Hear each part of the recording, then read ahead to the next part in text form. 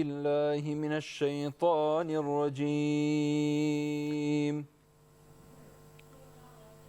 بسم الله الرحمن الرحيم.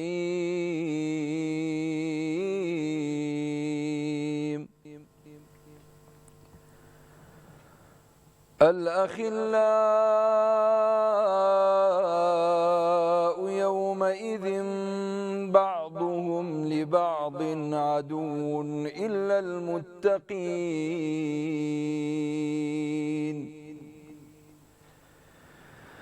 يا عباد لا خوف عليكم اليوم ولا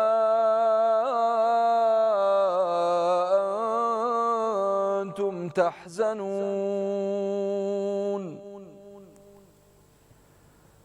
الذين آمنوا بآياتنا وكانوا مسلمين.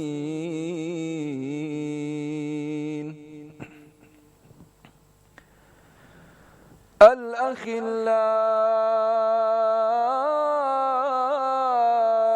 يومئذ بعضهم لبعض عدو إلا المتقين.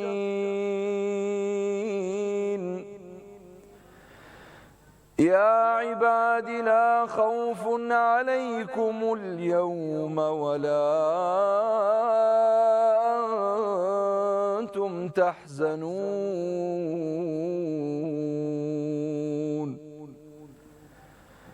الذين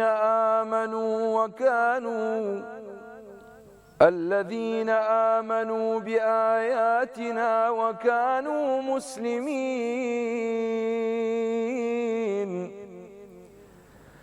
الذين آمنوا بآياتنا وكانوا مسلمين ادخلوا الجنة أنتم وأزواجكم تحبرون.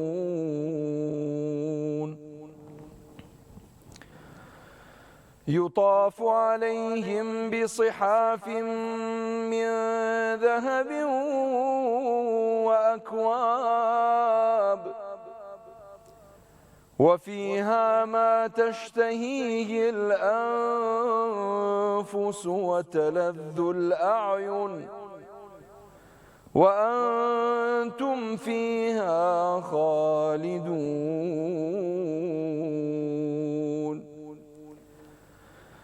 وتلك الجنة التي أورثتموها بما كنتم تعملون. وتلك الجنة التي أورثتموها بما كنتم تعملون. وتلك الجنة التي أورثتموها بما كنتم تعملون. لكم فيها فاكهة كثيرة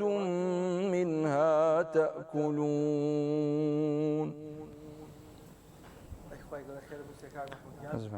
بەناوی خوای گەورە و میهرەبان بینەرانی عەزیز سڵاوی خوای گەورەتان لێبێت لە ستۆدیۆی سیگەوهەر بە شێوەیەکی ڕاستەوخۆ لە خزمەتتان نابین. خۆمان بە خۆشحاڵە زانیم شەویش لەگەڵ هاوکارم کاک مەحموود کەرکووکی لە خزمەتیەوەی عەزیز و خۆشەویستە بین لە شەوانی پیرۆزی مانگی ڕەمەزان و شەوانی قەدر. ئەم شەویش باس لە شەوانی قەدرەکەین وەروە چۆنە و شەوانە بەڕێ بکەین بە میوانداری هەریەکە لە بەڕێزان مامۆستا ئازاد هەورامی مامۆستا و زانای ئاینی و زۆر بەڕێز مامۆستا عوسمان نووری مامۆستا و وەروە زانای ئاینی لێرە لە ستۆدیۆ لەگەڵمان مامۆستایان زۆر زۆر بەخێر بێن. خۆشحاڵ لە خۆشییا بن ئینشاءالله. بۆ جەنابیشت مامۆستا شوان. بینەرانی بەڕێز و خۆشەویست، بسم الله الرحمن الرحيم. الحمد لله والصلاة والسلام على خير خلق الله المبعوث رحمة للعالمين محمد وعلى آله وأصحابه أجمعين. سلام و ڕەحمەتی خواتان عرزەکەین و مێدەوارین خوای پەروەردگار تاعات و عیبادەت و پەرستشی ئەم مانگەی لێ قبول فەرموو بن ئەم شەوانە بە شەوانی لەیلەتول قەدر بۆمان ئەژمار بکە ئینشاءالله کە شەوێک لەم شەوانە پاداشتی 1000 مانگی هەیە و ئومێد دەکەین ئینشاءالله ئەمە هەمووی ببێ بە توێشووی قیامەتمان و ببێتە مایەی چوونە بەهەشتمان لە دەرگای ڕەیانەوە کە دەرگای ڕۆژوانانە هەروەها بەدەستی مبارەکی محەممەد المستەفا صلی الله عليه وسلم تینوێتیمان لە ڕۆژی حەشردا بشکێ ئینشاءالله بە ئاوی کەوسەر. خۆشەویستان و بەڕێزان لێرەدا لە سی گەوهەرەوە لە خزمەتیەوە عزیز و خۆشەویستین لە بەرنامەی سی گەوهەر کە تایبەتە ئەم شەوانە بە شەوانی قەدر لەگەڵ دوو مامۆستای بەڕێز و خۆشەویست کە هەڵبەتە لە دوورەوە تەشریفیان هێناوە خوای گەورە پاداشتی خێریان بداتەوە. ئەمەوێ لێرەوە سوپاس و پێزانینی ئەو ستافە ئەزیز و بەڕێزە بکەم کە لە پشتی کامێرەکانەوە ماندوونە ناسانە وەکو سەربازێکی ون ماڵیان ئاوا بێ و لەشیان ساغ بێ بۆ قیامەتی خۆیان یەکەن بەڵام ئینشاءالله بەشی دنیایشی هەرتیایە ئێمەش سوپاسیانەکەین چونکە قاعدەیەکێ لە شریعەتی ئیسلامیە فەرمێ من لەم یەشکوری الناس لەم یەشکوری الله هەر کەسێ سوپاسی خەڵکی نەکا سوپاسی خواشی نەکردووە ئێمەش سوپاسیانەکەین. دووبارە بەخێر بن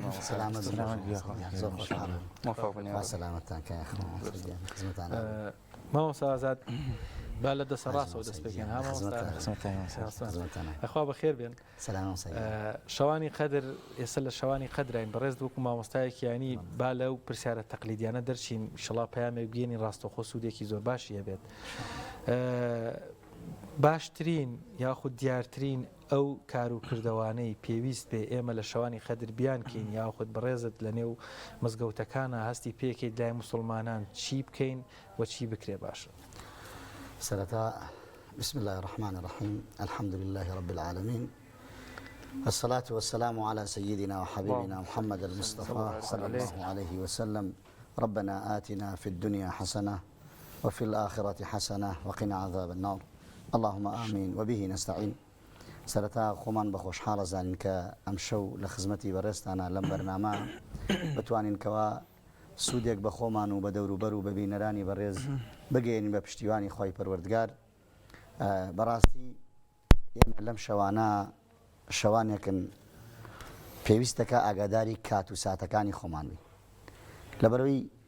هەموو لەحزەکانی ژیانی ئێمە حسابی لەسرە. ئەوەتانی خۆی پەروەردگار لە قورآنی پیرۆزە فەرمێ ما يلفظ من قول إلا لديه رقيب عتيد يعني يكشد لدمي إما درناتي إلا مراقبي لسرة إلا نوسيني لسرة إلا حسابي لقلا أكري جاب راسي أو يكو زور قرنق بيبو أم شوانك لبردسي منو توي مسلمانة هيا وبينراني بريسك وآقايا لم برنامي براستي بيوستكا آقاداري كاتو ساتكان مان بين يعني يقدق لكاتي خومان أقر بفيرو بروات أو بزانين شكاي أم شوانا تماشا بكين أم شواني ليلة القدر 10 ساعات بو أم ورزك إما يستيعين 10 ساعات أم 10 ساعات أقر بين براورد بكين دابشكين بسر أو خير جورياك القرآن باسيك أفرمي ليلة القدر خير من 1000 شهر أقر بين تماشا بكين كخير جوركي هي بومان يك شركة ساعتكاني إما أقر بفيرو بروا 23 ساعات مان لدەست دەرچووە ئەگەر ئەو شەوە پیرۆزە بە نسیبی ئێمە بێت بەس یەک چرکە لە کاتەکەمان بە فیڕۆ بدەین ئەگەر دابەشکین بەسەر ئەم 10 ساعاتەیە ئەو 23 چرکە یعنی 23 ساعاتمان لەدەست دەرچووە بەهۆی یەک چرکەوە. ئەگەر دقەیەک تەماشا بکەین دقەیەک بەرامبەر 58 ساعاتە سێ چەند گرنگە یعنی ئەم کاتە پیرۆزە. بەڵام ئێمە تەماشاکەین ئەگەر هاتوو مسلمانێک برایەکی بەڕێز خوشکێکی بەڕێز ئاگاداری کاتەکانی خۆمان نەبین ئاگاداری نەبێت لە کاتەکەی بە فیڕۆ بەسەری بە ئەی بە لەغو لەعب بەسەری با بە ئەڵقەکان کە ئەمڕۆ خەڵکی زۆر تەماشای ئەڵقەیەکە تەماشای بەرنامەیەکە یا بە فەیسبوک بەسەری ببا یا بە هەر بەرنامەیەکی تر بەسەری بە ئەو کاتەیە یعنی سەری ئەو ساتەکە ئەو دەقە بکە یەک چرکە بەرامبەر 23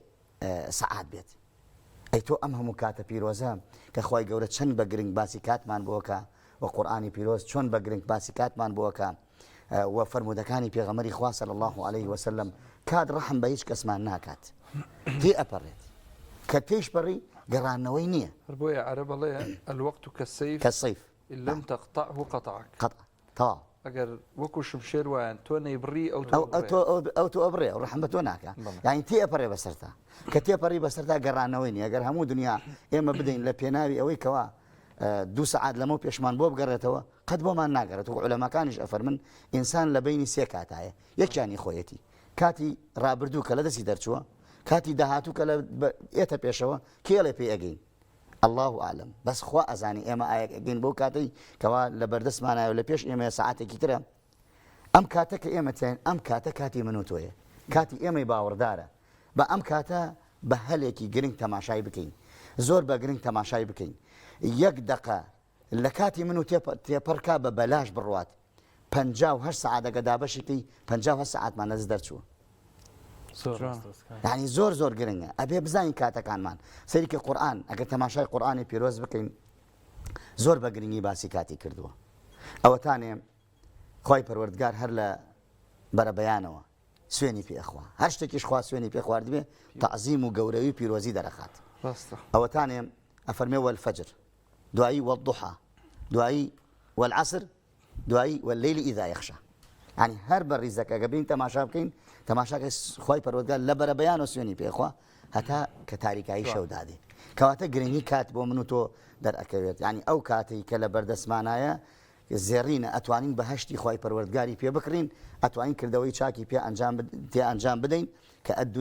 الدنيا مزرعة الآخرة يعني ئەو مەزرعە بێ بزانین چی تیاکەین و چۆنی تیاچێنین داواکەین لە مسلمانان ئینشاءالله ئەو سات و کاتانەی کەوا ئەکەوینە ئەو لەیلەت القەدرە پیرۆزەوە ئەو کاتە پیرۆزەوە کە ئێستا ئێمە لە ناویین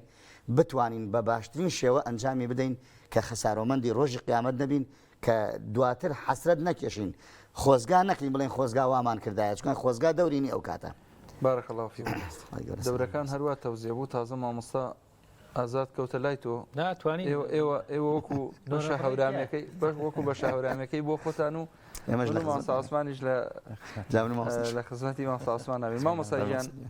هەر لە درێژەی ئەو باسوخواسی کە مامۆستا ئازاد باسی کرد کە دەربارەی کات زۆر گرنگە تەمان پێغەمەری نازدارمان صلی الله عليه وسلم کۆمەڵێک تەوسیەی هەیە کۆمەڵێک وەسێتی کردووە بۆ سەحابە بەڕێزەکان هەڵبەتە دوای سەحابەکان شۆڕبۆتە بۆ ئومەتەکەی ابن عباس ڕەزا و ڕەحمەتی خوای لێبێ گەڕێتەوە لە زاری پێغەمبەر صلی الله عليه وسلم کە فەرموویەتی اغتنم 5 قبل 5 شبابك قبل هرمك واتا گەنجێتیت پێش بە تەمەنبوونت وصحتك قبل سقمك ساغ و سەلامەتیت لە ڕووی تەندروستیەوە پێشەوەی نەخۆشکەوی وغناك قبل فقرك دەوڵەمەندیت پێشەوەی کە هەژار بیت وفراغك قبل شغلك کاتی بەتاڵت و ئەو کاتی کە کارتیانە فرسەتە وەریگرە کاری پێ بکە وحياتك قبل موتك ژیانیشت پێش مردنت کە ئەمە ئیمامی حاکم ڕیوایەتی کردووە ئەلەم فەرموودا تەنها ئەو بەشەی باس و خوازدێواکەین کە ئەڵێ وفراغك قبل شغلك ئێستا ئێمە وەک مامۆستا فەرمووی کۆمەڵە گەنجمان هەیە خەریکی مۆبایلە هەیە خەریکی موسەلسەلە هەیە خەریکی جۆگرتنە لە گۆرانی ینی بەم شەوە پیرۆزانە بە ئاوا یەک باسییان کەین هەیە خەریکی پەناگرم بەخوا نێرگە لە خانە و دۆمینە و ئەمەی کە پێوترێ سینی زەرف و تاولە و خۆی سەرقاڵ کردووە بەم بابەتانەوە گەنجیشە تەمان نیعمەتی گەنجێتی خۆی نازانێ هەتا پیرە بێت دوای ئەڵێ ئەلا لەیتە الشەباب یعود یوما لیخبیره بما فعل بی المەشیب ئەمەوێت جەنابەت ئەمە باسکەی با من هەر نەبم بە پرسیارکەر وەڵام دەرەوەیش جەنابەت ئەمەمان بۆ ڕوون کەرەوە گەنجی ئەمڕۆ چی بکە باشە و چۆن بتوانێ ئەم فەراغەی پڕ بکاتەوە بسم الله الرحمن الرحيم الحمد لله رب العالمين والصلاة والسلام والتكريم والتعظيم على سيدنا محمد وعلى آله وأصحابه وأتباعه أجمعين إلى يوم الدين سپاس و ستایش بۆ ذاتی پەروەردگار و درود و سڵاو بۆ سەرگیانی پاکی پێغەمبەری خوا صلی الله عليه وسلم و بۆ سەریار و شوێن کەوتوانی ڕاستەقینی ئەو نازارە بێت تا ڕۆژی دوایی سەرەتا دەستخۆشی و دوعای خێرم هەیە بۆ جەنابتان خی گەورە مۆفەق و سەرکەوتوتان کا بۆ خزمەتکردن بە ئاینی پیرۆزی ئیسلام سپاسی ئەو برابە ڕێزانە یەکەم لە پشتی کامێرەوە سەلامەتان دیارە وەکو مامۆستا ئاماژەی پێکرد کات زۆر گرنگە و تەمەنی گەنجیش تەمەنێکی کاتیە بۆیە کە هەر دروستبوونی خۆمان کاتین کاتێک کە خۆی پەروەردگار دروستمان ئەکات ئەمان هێنێتە سەر ئەم زەویە ئیمتیحان و تاقیکردنەوەمان ئەکات واتە ئێمە لە کاتی 15 ساڵیە یا کەمتر کە ئینسان بڵوغ ئەبێت ئیمتیحان و تاقیکردنەوەی خۆی پەروەردگار دەست پێ ئەکات مەرحەلە بە مەرحەلە تا ئەگاتە ئەو کاتەی کە خۆی پەروەردگار ئەو تەمەنی ئەسێنێتەوە بەڵام زۆر جار ئینسان ئەو کاتانەی کە هەیەی زۆر گرنگی پێ نایە پێغەمبەری خوا فەرمێ صلی الله عليه وسلم نعمتان مغبون فيهما كثير من الناس الصحة والفراغ دوو نیعمەتەن خەڵکی زۆر مبالاتیان پێ ناکات زۆر بە هەندی وەرناگرێت هەوڵ نادا بۆ ئەوەی کەوا ئەو دوو نیعمەتەی خۆی پەروەردگار وەکو خۆی بگەیەنێتە مەنزڵ یەکەمینیان الصحة لەش ساغیە وەکو جەنابەت ئاماژەت بە فەرمایشتەکەی پێغەمبەری خوا کردی صلی الله عليه وسلم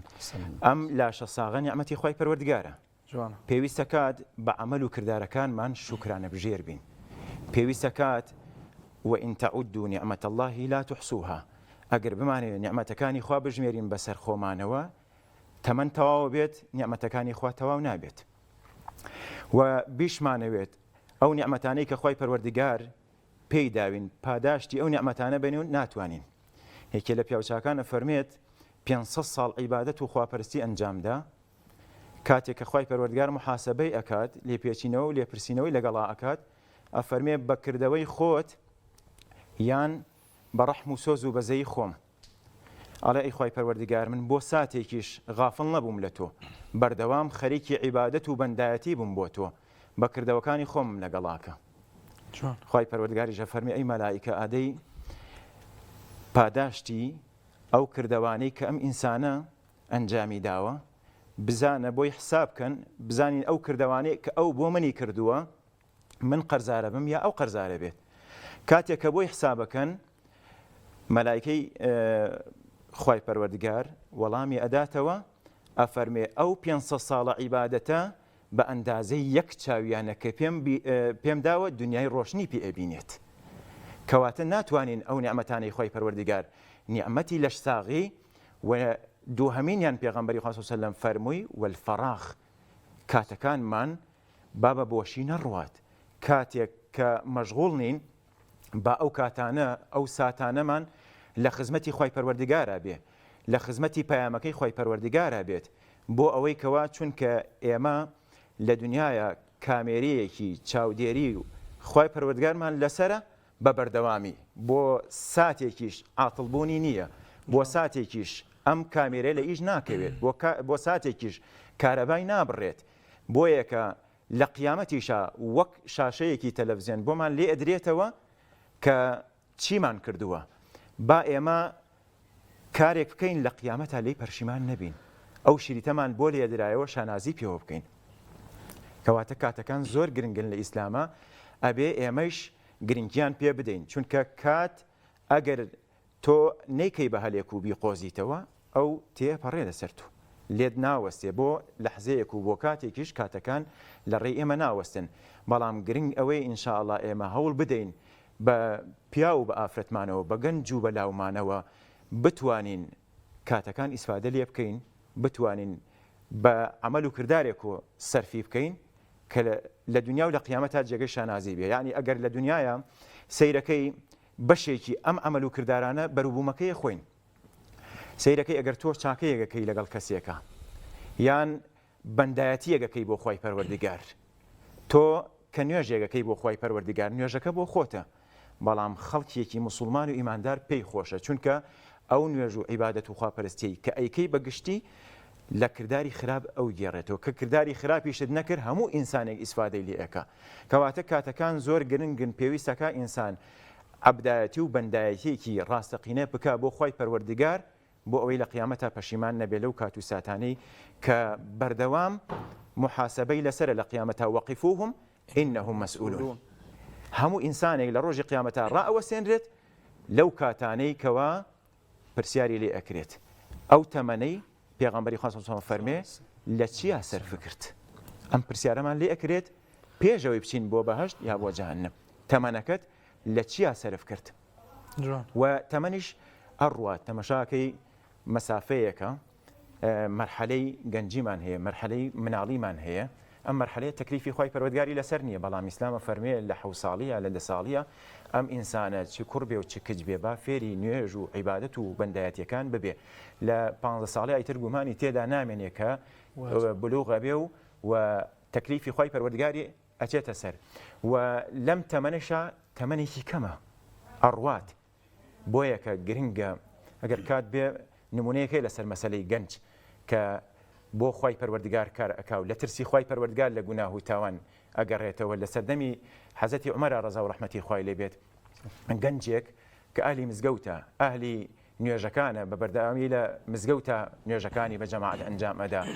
دیارە ئێمە گەنجمان هەیە ئێستەیش لایەزار کە 5 فەرزە لە مزگەوتایە ئەگەر یەک فەرز دیار نەبێ مامۆسا بۆیە پرسێ بۆ فڵانە کەس دیار نییە بەڵام گەنجیشمان هەیە ئەگە بە ساڵ نەیە مامۆسا بۆی ناپرسێ بڵێ بۆ فڵان کەس دیار نییە ئەم گەنجە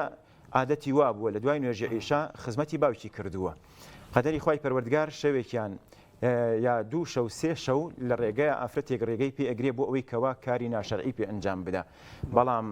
ڕازی نابێت لە شەوی سێهەمە ڕازی ئەبێکەوە ئەو گوناه و تاوان ئەنجام بدات بەڵام باوکی چاوەڕێی ئەکات بڕواتەوە خزمەتی باوکی بکاو دیار نییە کاتێک ئەچێتە ئەو شوێنەی کەوا دیاریان کردووە بۆ ئەم گوناه و تاوانە لەو حاڵەتە بیری ئاەتێکی خۆی پەروەردگاریەکەوێتەوە کە فەرمێ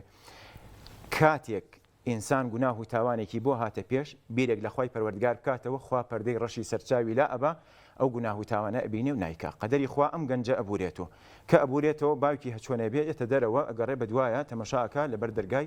ماڵێکە کەوتووە کاتێک کە هۆش خۆیەتەوە پرسیاری لێ ئەکا تو ئەو کەسەی کە تۆی دروست کردووە چی وای لێ کردی ببورێتەوە دووبارە ئاەتەکە ئەخوێنێتەوە و گیانەسپێرێ بەخوای پەروەردگار کە گیانەسپێرێت هەر ئەو شەو بە خاکی ئەسپێرن بەیانی نوێژی بەیانی ئیمامی عومەر ڕەزا و ڕەحمەتی خوای لێ بێ بۆ پرسێ فڵانە گەنج بۆ دیار نییە وتیان وەڵا هەر ئەم شەو وەفاتی کرد و بە خاکمان سپارد فەرمووی بۆ ئاگادارتان نەکردم بۆ ئەوەی کەوا لەسەر جەنازەکەی و تەشیع جەنازەکەی بەشداری بکەم و ئامادە بم ئەفەرمێ بە باوکی با بچین لەگەڵ ماوەرە تا سەر گۆڕەکەی کاتێک کە ئەچێتە سەر گۆڕەکەی ئیمامی عومەر ئەم ئاەتە خوێنەوەتەوە فەرمێ وەلیمەن خافە مەقامە ڕەبیه جەنەتان بۆ ئەو کەسانە هەیە لە ترسی خوا لە گوناه و تاوان ئەگەڕێنەوە 2 بەهەشت ئەفەرمێ سەوتێک لە گۆڕەکەەوە دێت ئەفەرمێ ئەی عومەر خوای پەروەردگار ئەو 2 بەهەشتەی داوە بە من چونکە لە ترسی خوای پەروەردگار لە گوناه و تاوانێ گەڕامەوە کەواتە کاتەکان گەنجەکانمان بە تایبەتی خەریکی ئەم عیبادەت و خواپەرستێ بن بۆ ئەوەی تاوەکو ئەم عیبادەت و خواپەرستی و بەندایەتی ئیسفادە لێ بکەین ئینشاءڵڵا یان ئەوانەیشی کە مەشغوڵی موبایل و خەتی ئینتەرنێتیان هەیە و فەیسبوک و مەسنجەر و باقی تۆڕە کۆمەڵایەتیەکان بەکارهێنن مامۆستا حەزەکەم کاک مەحموود لەبەرەوەی بەڕێز دەبینم تەراویحەکەی شەوانی قەدری شەر لە مزگەوت دەیەوە تۆش بە حەزەکەم وڵا سەرنج لەسەرم بابەتە هەبێ نازانم من هەڵە بمیانە مامۆستا دڵنیام هەموو موسڵمانێکێ بۆ مزگەوت شەوانی قەدردانیشێ پێی خۆشە لەو لەحزە و لەو کاتەیە یادبوود و ساڵیاد و لەحزەی هاتنە خوارەوەی قورئانە لە مزگەوت تا بێ و دەست بە دوعا بێ و خوای گەورەی شڵا دوعاکانی گیرا بکە ئەمێ بزانم لە ڕوانگەی شەرعیەوە کامەشەوە چونکە هەڵە تێگەیشتنێکی ئەگەر هەڵە نەبم کاک مەحموود هەستی پێکرێ و مامۆستایان زانیۆش لە مزگەوتەکانتان دوای 12 شەو قەرەباڵغە بێواتە لە دیدگای موسڵمانی ئێمە وایە 12 شەو ئیترشەوە ئەی شەو پێش 12 نییە ینی مامۆستا ئەگەر تۆ لەسەر ئەم بابەتە بزانم هەر واشە بەڕاستی دوای 12 شەو قەرەباڵغە یان لە 10 شەوە بڵێن شەوە ئیتر خۆ بەسەیان وەڵای ئەگەر ئێمە تەماشای ئاەتەکەکەین کە قورئانی پیرۆز لە سوورەتی قەدرا کە زەک سوورەت لەسەر ئەو قەدر و شەوانەدا بەزیوە تەمان هەر دەرشەوەکەی تۆ نازانی کام شەوەیانە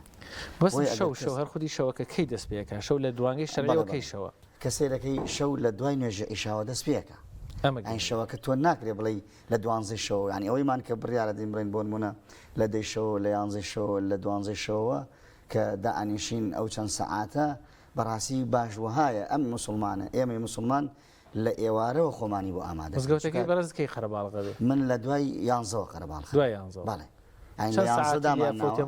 لە 11 دامان ناوە تقریبا بۆ سەعات 2 و ئەو ناوە ئەومان داناوە بەس ئەسلی مەسەلەکە لە دوای نوێژە ئیشاوای خۆی چکای تۆ نازانی ئەو شەوە کەیە لەیلەة القەدری خەیڕ من ئەلف شەهر يعني ليلة القدر نال نيوي شو مثلا ليلة القدر يعني الشوي قدر هموي الشويش لك ودس فيك لدواي نيجي مغرب وعشاء شو هتا بربيان ما صار عثمان لا يبرز مسقوط فرمایشی جناب تەواوە خەڵک خراپ حاڵی بوو لە شەوی لەیلەة القەدر یعنی کاتەکان وا تەسکەکاتەوە وا بچووکەکاتەوە 2 ساعت دائنیشێت تا 3 ساعت دائنیشێ بەڵام ئەمە پێی ناوترێ شەوی لەیلەة القەدر شەوی لەیلەة القەدر من زۆر جار لە مزگەوتێکی خۆمە ئەومە کردەوە بۆ ملاحەزە و تێبینیەک بۆ خەڵک هەموو ساڵێک ئەمە دووبارە ئەەکەم و پێیان ئەڵێم کە شەرنیەت و هەر لە مزگەوتا دابنیشیت بەڵام ئەو کاتێک کە تۆ ئەچیتەوە ماڵ و ئیسراحەتێکەکەی کە ئینسان بە ڕۆژا بە ڕۆژووە و هیلاک و ماندووە جاری وایە کۆمەڵە خەڵکمان هەیە ئیش و کاری هەیە ئەتوانێت لە ماڵیشەوە ئیسفادە لە کاتەکە بکات یعنی ئەوە نییە بڵێ تەنها لە مزگەوتە عیبادەتەکانمان وەرەگیرێ لە ماڵەوە وەرناگیرێ ئەتوانێت لە ماڵیشەوە بە قورئان خوێندن و بە سەڵاواتدان و بە زیکر و یادی خی پەروەردگارەوە مەشغوڵ بێت بەڵام بۆ مەسەلەی هاتنەوەی بۆ مزگەوتیش عیبادەت و بەندایەتیەکان لە مزگەوتە خێری زیاترە تاوەکو ماڵۆ من پێم وایە ئەوە ئەم بەرنامەیەک ئەوە ڕاستکەینەوە کە لە دوای نوێژە عیشاوەکو مامۆستا فەرمووی ئەبێ ئێمە لە خزمەتی ئەم شەوە دابین ئەم شەوە زیندوو بکەینەوە ئەم شەوە بڕازێنینەوە چەند ساتێکی کەم لە ماڵەوە خۆمان بگرین دوای ئەوە لە 8:30 تەراویح کۆتایی پێدێت نیم سعاتێک بمینینەوە لە نۆیە دەست پێ بکەینەوە ئامۆژەی مزگەوتەکان بکەین و مزگەوتەکان قەرەباڵە بکەین نەک خەڵکێک بەلای تەلەڤیزیۆنەوە بەلای موبایلەوە بەلای کۆمەڵە شتە مەشغوڵ بێت فەرمایشتەکانی جەنابەت هەمووی تەواوە من دوو تێبینیم هەیە لەسەر بابەتی قەدر و لەسەر بابەتی نوێشکردن لە شەوانی قەدرە طبعاً خۆی تۆ 12 مانگت بەدەستەوەی کە بریتە لە ساڵێک لەم 12 مانگە دەشەویتە ئەم دەشەوە زۆر مبارەکە هەڵبەتە دەشەوی تریشمان هەیە کە ڕۆژانی دوولحیجە سەرەتای مانگی سەرەتای مانگی لەیەکی دوولحیجە کە کاتە ڕۆژی جەژنی قوربان ئەم دە ڕۆژەش هەر مبارەکەن بەڵام زۆر پیرۆزن بەڵام بە ئەندازەی ڕەنگە شەوی قەدر نەبێ تۆ لەم دەشەوەیە مامۆستا تێبینیم کردووە مەسەلەن هەر ئەوەندە لاپەڕەی قورئانت خوێند بازت داچووی بۆ لاپەڕەیەکی تر خەڵکەکە هاواری لێ هەڵەسێ کاکە بووە درێژە کردەوە کاکە زۆرە ئەمە ناکرێ کورتی کەرەوە تااقەتمان نییە لە کاتێکە خوا ڕوخسەتی داوە چونکە نوێژی سونەتە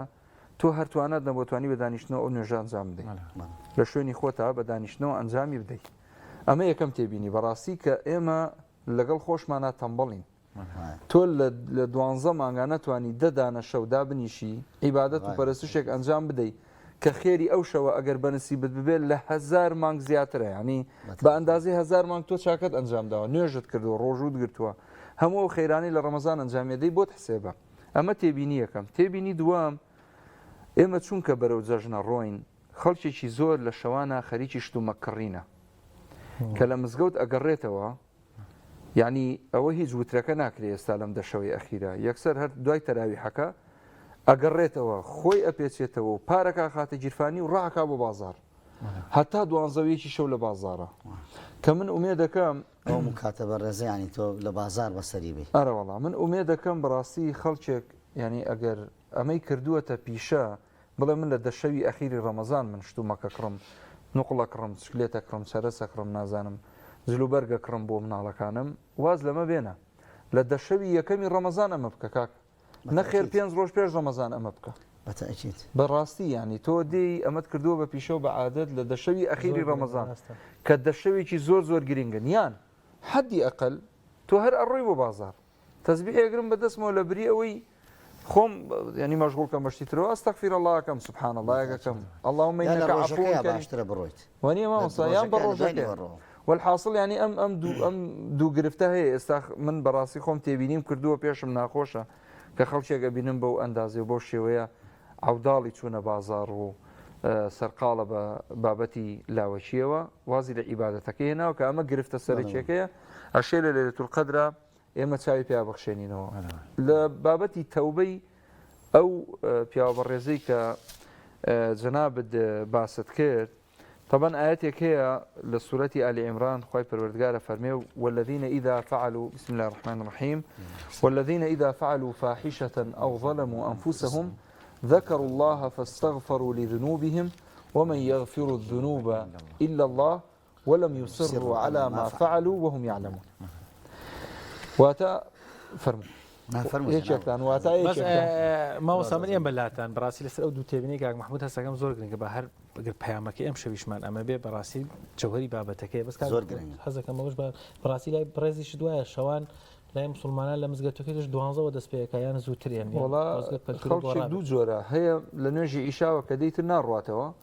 هەتا وەکو کاتی پارشێ و هەیشەنا ئەڕاتەوە مەشغوڵی یعنی ڕەنگەوە لە یازوو بیلا نەڵێم 100% هەمووی وایە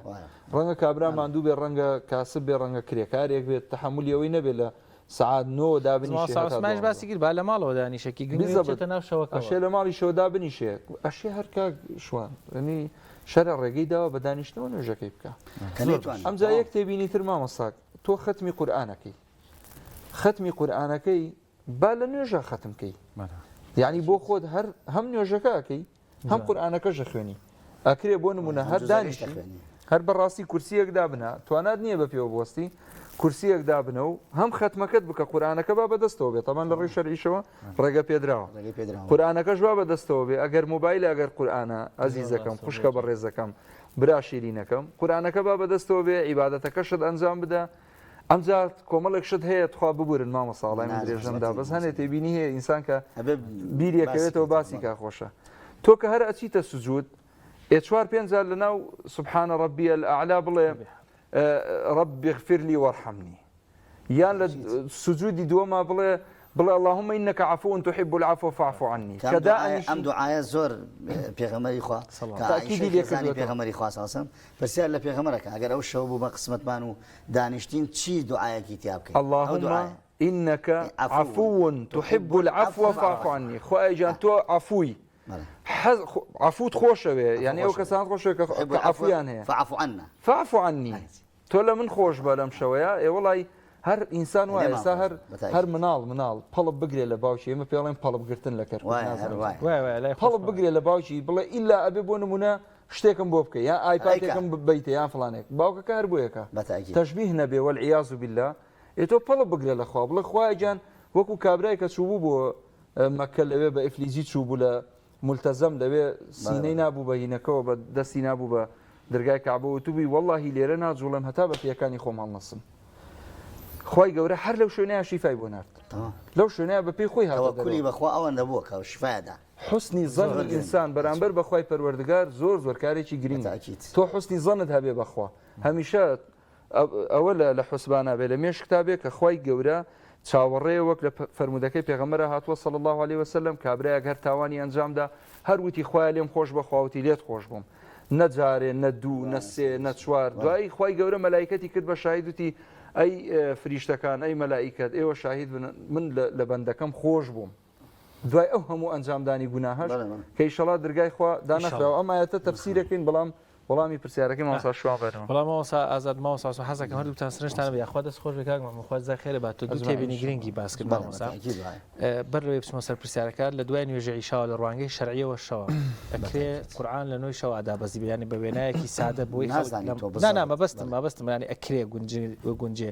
ینی باوە ئێمە و زوڵم لە خۆمان نەکەین دوو کاتژمێر بژین 12 شەو بچین واضح مامۆستا قسەکە زۆر باشە حەزەکەم لەسەر تێبینیەکانی مامۆستا محمود ینی چ زوڵمێک لە خۆمانەکەین لەو شەو مبارەکانە بچین بە شوێن جوانی فەرمووی مامۆستا محمود دەستی خۆش بێ بەڕاستی ئەو تێبینێ نەکی مامۆستا محمود بێ و هی هەموو مسلمانێکە بەڕاستی لەوەچی ئەو کەسانیشی کە خۆیان ئیهمالی تیاکەن هەرو تێبینیان هەبێ باشە بۆچی ئێمە لە شەوانی قەدرا خۆمان مەشغوڵکەین بە کۆمەڵێشتی ترەوە بەڵام مەشغەڵاتی دنیا وای کردووە بەڵام بەڕاستی ئێمەی مسلمان بەلای خۆمەوە من پێم باش نییە لە شەوانی قەدرا خەڵک بڕوا لە بازارەکانشت بکڕێ بە تایبەت بە عایلەوە هیچ زەروریاتێک نییە هیچ پێویست ناکات مەگەر ئەڵڵاهومە کەسێک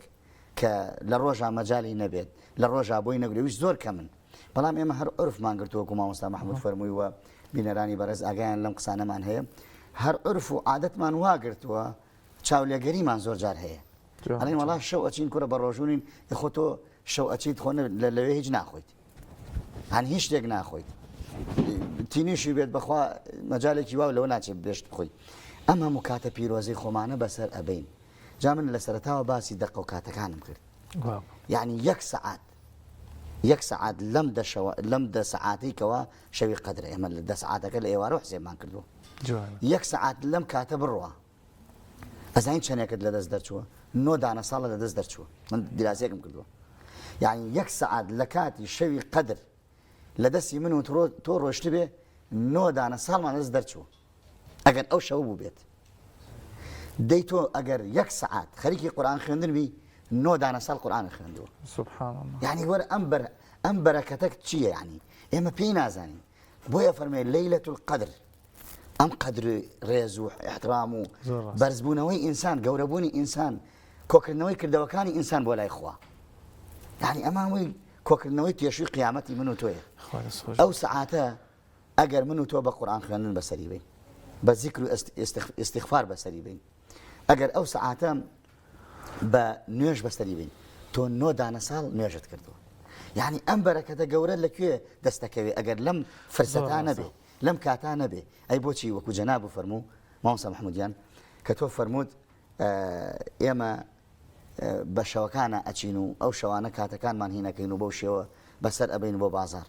اي باشا بو بيشتر نبو وكو جنابه فرمو لا بيش رمضان يا لسرتاي رمضان يا لروشكاني رمضان به كاكا لدواي نيوشيني ورو همو كسلا سيلخو لدواي نيوشين لسعاد يكوا برو بو بازار بيوساتكاني خو تكريد لدواي نيوش عصر برو تا بيش مغربي بيوساتكاني خو تكري انت بيوس ناك شو بروتنا او قربالخ يو بتعيبت يعني هندي دياردي ناشرين تريش هيكوا كومل افرتاني بريز ريز ما يبو خوش بريز كان كجويان لبرنامجي ايما بهندي جلوبرغا وارون بازار براسي خوا بينا خوشه پیغمبري خوا بينا خوشه يعني ديني اسلامي ايما رينا عذابوا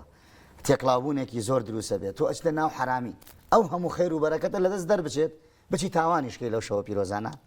بچي توشي گناه بي لو شو بيروزانا براسي اما كارسات ابو منو توي ايماندار ابي منو توي بروادار هزد بم نقصي خومانه بكين بخومانه بچينوا حول بدين كوا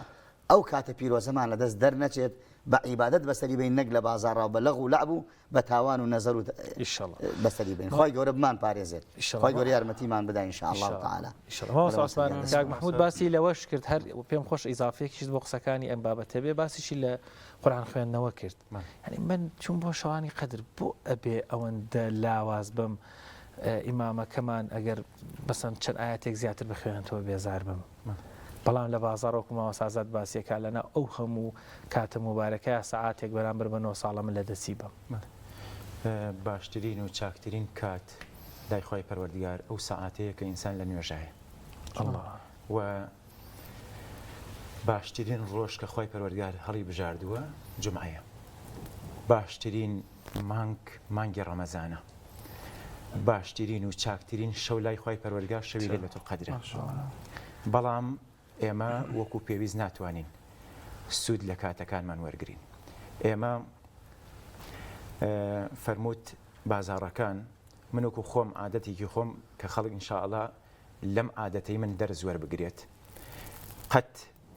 جل ناکەم بۆ جەژن دوای جەژن جلەکەم چونکە کاتەکانی خۆم بە فیڕۆ نادەم وە خراپترین شوێنیش بازاڕەکانن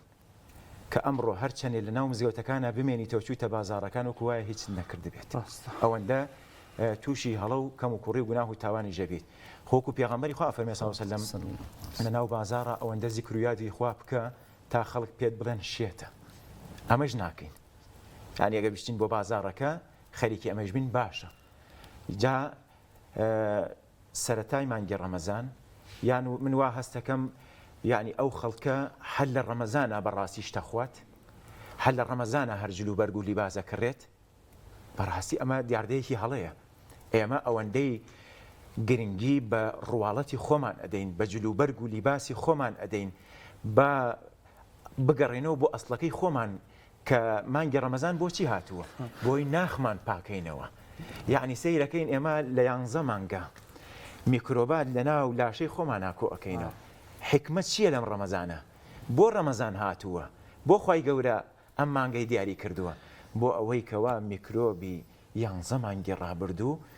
بسڕینەوە و لای بەرین لە ناو لاشەمانە بەڵام بە پێچانەوە ئێمە ئەمڕۆ ئەوەی لەو بازاڕە بێ حەزمان لێتی و هێنین لە سەفرەکەمان دایانین و تووشی ئیسراف و یعنی ژەمێکمان تەرە کردووە ڕەنگە بڵم بە ئەندازەی 2 ژەم 3 ژەم زیاتر ئەخۆین لە پاشیە و لە ئێوارەیە کە سفر ئەڕازێتەوە. وەڵام مامۆستا شتێکت بیر خستمەوە. طبعا ڕۆژوان دوو جار دڵی خۆشە بێ. یەکێکیان فرحة عندما يفطر وفرحة عندما يلاقي ربه. أو كاتيك شاوی بەخوای پەروەردگارەکە بە ذاتی جەلالی خوا. باشە تۆی بێعوزر کە هیچ عوزرێکت نییە بە ڕۆژ و نابی بووە خۆش پرس کردەوە بۆ ئەم جەژنە کە جەژنی تۆ نییە. بەجددی مامۆستا یعنی کە جەژنی تۆ نییە تۆ نە بە ڕۆژوە بی نە نوێژەکەی نە سەدەقە ئەنجام بدەی نە دەستت تێچێت زەکات بەی. هیچ ناکەی خۆش پرس کردووە قەرباڵەکەی دروست کردووە لە بازارە وەکو جەناوی فەرمووی شتێکم بیرکەوتوە لەسەر ئەو بابەتە جا جەژنی تۆ نییە برا بە ڕێزە مانگی ڕەمەزانە بە ڕۆژوو نەبوو لە شەشەڵانە چوو بۆ ناو خەڵگوتی بەخوا ئەم شەشەڵانەمان بۆ بگیرایە چاک بوو ڕەمەزانی نەگرتووە کە فەرزە بەڵام شەشەڵانی کە سونەتێکە ئەڵێ مانگیرایە چاک ڕاستە. یا من نمونەیەکم لایە نمونەیەکی هەر لە واقعی خۆمان ئیسا و کەسێکەوە لە ئێک بۆ لای من پیاوێکی بەڕێزە برایەکی بەڕێزە کوڕە گەنجە تەمەنی زۆر نییە بەگرێت لە من تەمەنی مناڵترە تقریبان موالتی لە دەوری هەشتاکان بەرەو خواردریشە. ئەم پیاوە بەڕێزە چەند ساڵانە کە بڕیاری یاوە شەوانی قەدر هەموو شەوێکی قەدر 2 ماڵ بەسەرەکاتۆ بە سەدەقە. ئێت بۆ لای مناڵێ مامۆستا بەیەکەوە ئەچین بۆ ئەو ماڵانەی کە تۆ ئەیان ناسی مستحقە. یعنی وەرە ئەم بیرۆکە ئەوە پیاوێکی زۆر بەڕێزە زۆر سڵاو ڕێزبان بۆی هەیە من دەستخۆشی لە یەکەم من زۆر مەمنونی چەند ساڵە ئەو بەرنامەی داناوە بەڕاستی بەڵێ من پێشنیارەکەم کردبوو ئەویش قبوڵی کردبوو ئەو بەڵێ ئامادەی تیابوو دەری بڕیەوە ئەوە چەند ساڵە سوپاس بەخوای پەروەردگار لە شەوانی قەدرا لە 21ەوە دەست پێکەین هەتا شەوی جەژن هەر شەوێک 2 دانە ماڵ بەسەر ئەکاتۆ بە خواردنی کاملی جەژن. یەکێک لە باشترین کارەکان سەدەقە و خەیرە لە شەوانی قەدر. ئینشاءالله خوای گەورە لێ قبوڵ من دوعای خێرم بۆ جامە بەستم یەک شت لەمە ئەم نمونەم باس کرد. یعنی ئێمە ئیماندار هەندێک باوەڕدارمانەیە هەندێک کەسمانەیە خوای گەورە باسی ئەوە کرد کە ماڵبەخشین و کەسی وامان هەیە خوا پێی داوە یعنی دەستی تێی ناچێت وەکو جەناب فەرموو نە نوێژەکەیەکە نە ڕۆژوەگرێ نە سەدەقەیشەکە بەس خۆی مشەوەش کردووە قەنەفەکانی ئەگۆڕێت کورە نازانم چکلێ دەکرێت پەردە نازانم والیەکە ماڵەکەی والی ئەڕازێنێتەوە جلو بەرگ ئەکرێ بۆ خۆی بۆ مناڵەکانی یعنی خۆی زۆر مشەوەش کردووە بۆچیشە ئەسڵەن جەژنەکەیش عنی جەژنی مسلمانە پێڕەوەکانی مسلمانی بەڕێ نەکردووە زۆر ڕاستە ماوە سازە بەڕاستی هەر لەسەر قسەی بەڕێستانڵی کابراگە بوو نوێژی نەکرد بە ڕۆژوش نەبوو پارشێوان هەڵەسا ئەیوتیان کاکە تۆ نوێژ ناکەی بە ڕۆژوش ناوی پارشێ بۆ هەڵسی جا من نوێژ نەکەم بە ڕۆژوش نەبوو پارشێوی هەڵنەسە بێ کافر هەی کافر بەس لەسەر لەو سۆنگەیەوە مامۆستا عوسمان چەندێک دەرفەتێکی گرنگە ئێمە وەکو مسلمان ئەو جەژنە لە دەست نەین کاک محمود ڕاستەکە زۆرێک هەن ئەهلی نوێژ و ڕۆژوونین بەڵام لە جەژنەکە خۆیان تەسلیمەکەن بە بۆنی خۆشەکە و خۆیانە گۆڕن ئەو ڕۆژە ئێمە پەلیان بگرین و بانگێشتیان بکەین بڵین دەی با ساڵی داهاتوو خۆشت بەشێک بی لەو چێژی کە لە جەژنە ئەیبینی داوایان بکەین بەڕاستی وەکو کاک محمودی ینی قەرەباڵقی کیان دروست خەریکە لە ئێمە شتێک دێن بەڵام بەرحاڵ ئینسانی مسلمان ئەبێ هیچ دەرفەتێک لە دەست نەیە هیچ دەرفەتێک لە دەست نیە هەر ئەوەی دڵی بە جەژنەکەمان خۆشە با ئێمە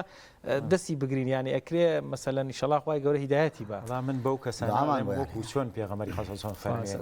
دوو خۆشی هەیە بۆ ئینسانی ڕۆژۆوان بەڵام دوو ناخۆشیش هەیە بۆ کەسێکە لەو مانگی پێرەوزی ڕەمەزانە بە ڕۆژوو نابێت ناخۆشیەکیان لە کاتێکا کە بەربانگ ئەکاتەوە مسلمان و ئیماندارەکان ئەو لێوە حاڵەتێکی دەرونی بۆ دروست ئەبێت بێتاقەت ئەبێت ناڕەحەت ئەبێت ئای نەمتوانی ڕێزێک لە میوانەی خۆی پەروەردگار بگرم کە مانگی ڕەمەزانە چونکە ئەگەر ئینسان ڕێزی لە مانگی ڕەمەزان گرت دڵنیا بێ لە قیامەتە خوا ڕێزی لێ ئەگرێت لە بەهەشتا ڕێزی لێ ئەگرێ لە کاتێکدا کە ئەمە ناڕەحەتێکی توش بووە لە جەژنیشا کاتێک کە خەڵک یە بۆ مزگەوت و ئەویش دێت خەڵک بەڕاستی بەخۆشیەوە دێ ئەوانەی کە لە مانگی پیرۆزی ڕەمەزانە گرتویانە بە ڕۆژوو بوون و گەورەترین ناڕەحەتیش و پەشیمانیش کە تووشی ئەبێ ئەو کاتەیەکەوە محاسبەی ئەکرێ لەسەر دووە بە لەحزە و کاتەکەی کە لە ژیانیا بەسەری بردووە ئەڵێ خۆزگایە لە مانگی پیرۆزی ڕەمەزانە بە ڕۆژوو بوومایە تاوەکو ئێستا شەهادەی نامەی عمل و کردارەکانم بەدەستی ڕاستم وەرگرتایە. یعنی من بەڕاستی ئەمە نمونەیەکی واقعەیە کە قوتابیەک لە قوتابخانەیەکە کە ئیملاکانیان دەرەجەکانیان ئیمتیحانەکانیان کارتەکانیان وەرەگرن و بە دوو شێواز وەریەگرنەوە کەواتە ئەوەی کە بە ڕۆژووە با سیرکات دڵخۆش بێ بەوەی کەوا چ کارێکی ئەنجام داوە ئەوەیشی بە ڕۆژوو نییە با دەرز وەرگرێ لەو کەسێکەوە چی بەسەر هاتوو و چی لە دەستداوە. ئەم تەلەبەیە کاتێک لە قوتابخانەکەیە دەرەجەکان تەوزیع ئەکرێت بە دوو شێوازن. شێوازێکیان دەرەجەی نەجاحەتیان بەدەستهێناوە،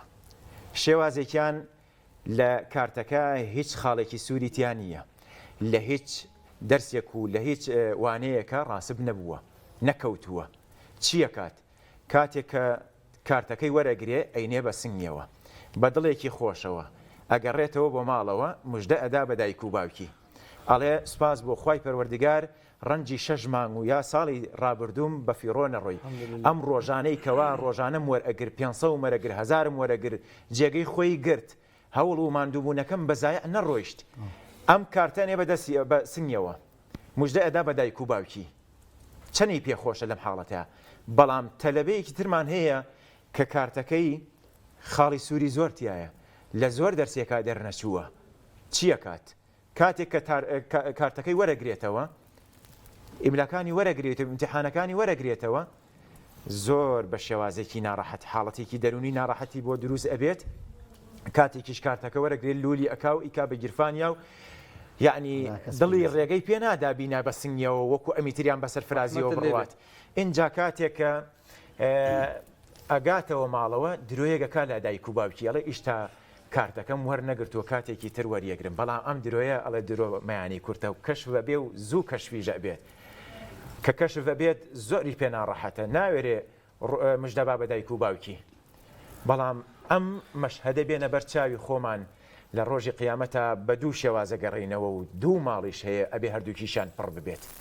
بەهەشت جەهەنەم. جا چەند نەخۆشە ئینسان کە نامەی عمل و کردارەکەی بۆ دێ ئینسانی ئیماندار و مسلمان لە پێشەوە لەسەر سینیەک بەڕێز و احترامەوە بۆی دێت وەری ئەگرێ و نامەی عمل و کردارەکەی بەدەستی ڕاستی وەرەگرێ. بەڵام جۆرێ ترمان هەیە خوا پەنامان بە لەوانەی کەوا هەوڵیان نەداوە خوای پەروەردگار لە خۆیان ڕازی کردن لە مانگی ڕەمەزانە عیبادەت و خواپەرستی و بەندایە دیکەن لە دەشەوی کۆتایی مانگی ڕەمەزانە شەوی لەیلەت القەدریان زیندوو نەکردوێتەوە ئەوانیشە کە کارتەکانیان لە قیامەتە چاوەڕێەکان لە پێشەوە بۆی بێت بەڵام قەدەری خوای پەروەردگار لە دواوە کارتی نامەی عمل و کردارەکەی پێ ئەدرێ خوا پەنامان بە ئالە و کاتیا ئەبێت چەنە ناڕەحەت بێ بۆ ئینسانە ومێ دەکەم ئینشاءالله ئەو دوو مەشهەدە بێنە بەرچاومان. قسەکەشە پێ نەبڕم هەر لەسەر ئەو بابەتی باسی کرد مامۆستا کە ڕۆژوشکان پاریش گێڕامەوە مامۆستا ئازاد مامۆستا عوسمان ڕەمەزانی پار عەسر بوو هەڵە نەبم دوای حەڤەی ڕەمەزان بوو بەخوای جا مێشمان بووە بەس دڵنیام لە حەڤە بەدواوە بوو هەژدە بوو یا شتێکی وا بوو هافرەتێکی بەتەمەن ماڵیان لەم گەڕێکی ئازادیە بوو هاتوبوو بۆ بەردەم کەناڵی ئاسمانی پەیام وتیبی ئەو دوانم ئەوێ شەو قسە بۆ خەڵکەکەن بەنامەیەکی شەوانمان هەبوو ڕەمەزان قەدەر ئیلایوا بوو منی بینی ناسیم و ناویشی نازانیم وتی وەرە ڕۆڵە ئیشم پێێتە گومانم کرد ڕەنگە زۆر جار خەڵکی فەقیروانە ڕووەکاتە کەناڵی ئاسمانی پەیام ومانەوە الحەمدولله خێرە من زۆرن هاوکاریانەکەن وتی وەرە ئیشم پێێت ئتاتیادی لە ژوور علاقاتی خۆمان دانیشتین وانە دایگیان بەخێر بێ و هەڵە نەبم لە نەفاتمە بوو شتێکی وا بوو تەمەنێکی گەورەی بوو گۆچانێکە ناچەی سوار وتی بە پێ هاتووم لەو پەرە لە خوارە وتومە بە پێڕۆم دایگیان فەرموو لە خزمەتتان چیتەوێ وتی من تەمەنم 76 ساڵە تا 74 ساڵی بە ڕۆژوو بوو توانیمە الحەمدولله سیحەتم باش بووە ئەمانە بەڵام 2 ساڵە لەبەر نەخۆشی ناتوانم تر تەواو یانێ 2 چەند ساڵش هەر دکتۆر وتێتی مەیگرە بەڵام دیارە نەخۆشی زۆری خواستێ چوار نەخۆشی وت هەر لە زەخت و شەکرە و قەستەرەی دین فەتحی سەدر و ئەمانی باس کرد ئەوتی سێ خەمی گەورەم لە ژیانە هەبووە کوڕێکم لە سەردەمی حکوومەتی باس شەهید بوو هاوسەرەکەم زۆر باش بوو لەگەڵ ما پیاوێکی هەلی دین بوو مرد کچێکم لە حادیسەی سیارە لەگەڵ مناڵەکەی وەفاتی سێ ئێشی زۆر قورس بە دڵما هات وتی وەڵاهی هەموو ئێوارەیەک کە بانگەدا من بە ڕۆژوونی و خەڵک ڕۆژوشکێنێ و من بیری ئەو ڕۆژانەکەمەوە بە ڕۆژوو ئێستا بە ڕۆژوونی و ناتوانێت فتارکەمەوە هەمان ئێت بە دڵما هێندی ئەو سێ ئازاری ترکە هەمووە هەستی پێەکەم ئێوتم لە خزمەت زۆرسی زۆر بێتاقەت بووم ئێوتم دایگان چی وتی توخوا بۆ گەنجانە بڵێ کە توانایان هەیە بە ئەم خەمێچێ بە دڵی منە با بە ڕۆژوو بن. بەڕاستی من ینی زۆر تەسیری تێکردم خاتونێک بۆ هەموو نەخۆشیەوە لەم گەڕەکەەوە تقریبان دوورە یان 2 کیلۆمترێک تاگاتە لای ئێمە پێچێ لەو قەرەباڵخی جادوانم بێ بەس ئەمە بڵێ هەستی بە ئازارێک کردو بەس لەبەر ناتوانێت بە ڕۆژوو بێ بۆوانەی کە عوزریان هەیە هەر ئیشەڵا لە عیبادەتانەوانش کە عوزریان هەیە ئەوەی بەڵام بەشدەیەکیش بدەین بەوانەی کەوا لە گوناه و تاوان و سەر لێ شێواوی و جارێک خوا هیدایەتی نەیاون ئومێدمانێک کە خۆی گەورەی هیدایەتیان بە ئەو ئاەتەمان هەیە ئاەتێکی قورئانی پیرۆزە لە سوورەی زومەرە کە فەرمێ قل يا عبادي الذين أسرفوا على أنفسهم ئەمە بانگەوازێکە بەڕاستی بۆ هەموو ئەو کەسانەی کە تا ئێستا خۆی گەورەی هیدایەتی ناون ئومێدمەیە کە خۆی گەورە لە ڕێگەی بەرنامەوەی کە گوێی لێمان بێت با ناومێد نەبێت ئێمە هەر بڵین ئەو کردەوە باشەکان ئاوایە و پلەیان بەرزترە و ئەو کەسانیشی کە ئەنجامیانەدا لای خوا بەرزترن و بەڕێزترن و شوێنیان جیاوازە بەڵام بۆ ئەوانەیشی تا ئێستا کە خوا هیدایەتی نەیاون کە سەریان لە تاوان و لە گوناه و لە سەرپێچیایە ئەمە ئەم ئاەتەمانەیە ئەم ئاەتە جێی دڵخۆشیە بۆ هەموو مرۆڤێک بۆ هەموو ئینسانێک ئەوش ئەو ئاەتەیە کە خۆی گەورە فەرمێ قل يا عبادي الذين أسرفوا على أنفسهم لا تقنطوا من رحمة الله إن الله يغفر الذنوب جميعا إنه هو الغفور الرحيم يعني ئەم ئاەتە مژدە بۆ ئەوانە بێکەوە تا ئێستا لە تاوانان تا ئێستا لە گوناهان تا ئێستا لە سەرپێچیان تا ئێستا لە ڕێ لایەن داوە خوا بانگیانەکە ئەمە بانگەوازێکە خوا بانگیانەکە دەرگای تۆبەی خوا دانەخراوە دەرگاکەی بەردەوام کراوەیە دەرگای خوا دائیمە لێی بدە هەموو جاکراوەیە بۆیە با ئێمە ئەی ئەو کەسانەی کەوا تا ئێستا لە سەرتان لە تاوانایە لە سەرپێچیایە ناومێد مەبن لەو تاوانانەی کردوتانە خوا خۆی بانگتان لێکە قل يا عبادي الذين أسرفوا على أنفسهم ئەوانەیتان کەوا زیادە ڕەویتان کردووە لە تاوان لە خراپە لە سەرپێچی أسرفوا على أنفسهم لا تقنطوا من رحمة الله بێئومێد مەبن لە ڕەحمی خوا ڕەحمی خوا زۆر زۆرە خۆشەویستان بینەران ئەو ڕەحمە زۆرە شمولی هەمومانەکە لا تقنطوا من رحمة الله إن الله يغفر الذنوب جميعا خوای گەورە لە هەموو تاوانەکانت خۆشە بێ تا ئێستا سەرپێچیت کردووە تا ئێستا تاوانت ئەنجام داوە ناومێد مە بەبێرەوە بۆ لای خوا دەرگای خوا کراوەیە مزگەوتەکان کراوەیە نوێژ و عیبادەت بکە تەوبەیەکی ئیخلاص و خالیسەن مخلیسەن دەستکە بە خوا لە خۆڕازیکردن هەرچەند تەمەنیشت 40 ساڵ و 50 ساڵ و 6 ساڵ بێت هەرچەند تەمەنیشت 10 ساڵێک لە تاوانی شابووبی لە گەنجیوە دەستێک بە تاوان کردبێ بەڵام إن الله يغفر الذنوب جميعا إنه هو الغفور الرحيم خوای گەورە لێ خۆش بووە بە ڕەحمە بە بەزەیە ئەم بانگەوازەمان لەم کەناڵە پیرۆزەوە لەگەڵ ئەم برابە ڕێزانەیە ئومێدمەیەکەوە خوای گەورە پاداشتی هەمویان باتەوە ئێمە داوا ئەکەین لەو مسلمانانەی لەو کەسانەی کەوا تا ئێستا سەریان لە تاوان و خراپەیە بگەڕێنەوە بۆ لای خوا تەوبەیەکی باش نەسوح بکەن خوای گەورە دەرگاکەی کراوەیە ئەو دڵخۆشەی کەوا بۆ مسلمان هەیە لە کاتی کردنی نوێژەکانیە لە کاتی ڕۆژوشکانیە لە کاتی عیبادەت ئەنجامدانیە لە کاتی خێر و خێراتیە ئینشاءڵڵا ئەویش دڵی خۆشە بێ ئاوا دەسەکا بە عیبادەت خۆی گەورە سەلامەتتان کایە خۆ ئامین یا ڕەبی پێما بێ ناوبڕێک ئامادەیە بینەرانی بەڕێز و خۆشەویست بەردەوامین لە پێشکردنی بەرنامەی سیگەوهەر لەگەڵ هاوکارم مامۆستا شوان ئەچینە لای ناوبڕێک دوای ئەو ناوبڕە دێنەوە خزمەتان بینەرمان بن. تۆپ ئارت تاکە بریکاری تۆڕی میدیایی کۆمەڵ بۆ بەرهەمهێنان و بڵاوکردنەوەی ڕێکلام. نوێژ ئەو ئەرکە ئاینیەی کە بنەما و کۆڵەکەی دینەکەمان هەمومان لە ڕەمەزاناندا بە خوشوع و تامەزرۆی زیاترەوە هەست بە تام و چێژ و ڕەحمەتەکەی دەکەین بە هیوای ئەوەی دوای ڕەمەزانیش و بێ پچڕان و بە ئیستیقامەوە بەردەوام بین لەسەری و ڕەمەزان بکەینە مانگی عادەتکردن بەم ئەرکە پڕڕەحمەتەوە. شیری ئاڵتونسا ڕەمەزانتان لێ پیرۆز دەکات. ناوەندی سانە بۆ پێداویستی حەج و عومرە بینینی شوێنە پیرۆزەکانی ئیسلام چێژی تایبەتی خۆی هەیە. پێشانگاکەمان کار ئاسانە بۆ حاجی و عمرەکارانی بەڕێز بۆ ئەوەی سەفەرەکەیان تایبەتتر و تەنها بیر لە بەجێهێنانی فەریزەکانیان بکەنەوە. ئەویش بەدابینکردنی هەموو جۆرە پێداویستیەکانی حەج و عومرە بە نرخی جملە و باشترین جۆرەکانی کە تەسبیح بە هەموو شێوەکان و سیواک و بەرماڵ و هەموو جۆرە بۆنێکی گەورە و بچووک و کڵاو ئاوی زەمزەم بە چەند شێوازێک لەگەڵ ئەوانەشدا باشترین جۆری قەڵەمی قورئان خوێنمان لا دەست دەکەوێت. لای ئێمە هەموو بابەتێک تایبەت بە دیاری بۆ خۆشەویستانت بەردەستە. ناونیشان سلێمانی حەوزە وشکەکە بازاڕی مراد، تەنیشت دوکانی حاجی عارفی عتار یاخود گەڕەکی ئازادی جادەی سیەکە نزیک مزگەوتی هەنجیرەکە. بۆ زانیاری زیاتر پەیوەندی بەم ژمارە تەلەفۆنانەوە بکەن. ناوەندی سانە بۆ پێداویستی حاج و عومرە. کۆمپانیای کاروانی مەدینە. کۆمپانیای کاروانی مەدینە گەشتەکانی عومرەی دەست پێ دەکات بۆ هەردوو شاری مەدینەی درەوشاوە و مەککەی پیرۆز بە باشترین خزمەتگوزاری و نرخی گونجاو بە سەرپەرشتی مامۆستا کەمال غەفار و بەڕێبەرایەتی مامۆستایانی ئاینی شارەزا و دڵسۆز. کۆمپانیای کاروانی مەدینە بۆ حەج و عومرە. ناونیشان سلێمانی شەقامی بازنەی مەلیک مەحموود بەرامبەر نەخۆشخانەی بەخشین. بۆ زانیاری زیاتر پەیوەندی بەم ژمارانەوە بکەن. خۆمان تێکەڵەکەمان حاضر کردو و پێویست ناکا بیست هاوکێشەی چاتێکەڵکردن تا بکەیتەوە. خۆی لەوە باشتر دەشوەکاتێ و هەر شۆنێک لێ بنی خۆش دەرەچێت. چای مؤمین تام و بۆن ئایدی ئێمەیە. ڕەمەزان لە ڕیکلامە، ڕەمەزان لە ڕاستیە. مناڵی ناسن درەنگە فریان ناکەوی. باش دایگەنی ساڵەسم. کوڕم هەسەوابان نییە. پارشێو ناکەم.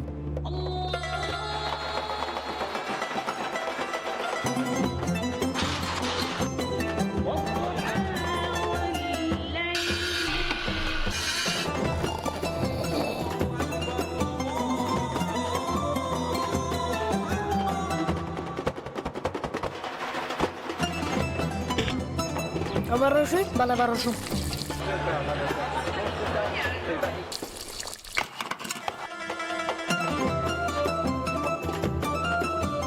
ڕەمەزان وەک ڕکلامەکان بێت یاخود ژیانی ڕاستی با هەوڵ بدەین زۆرترین تێشوی قیامەتی تیا کۆ بکەینەوە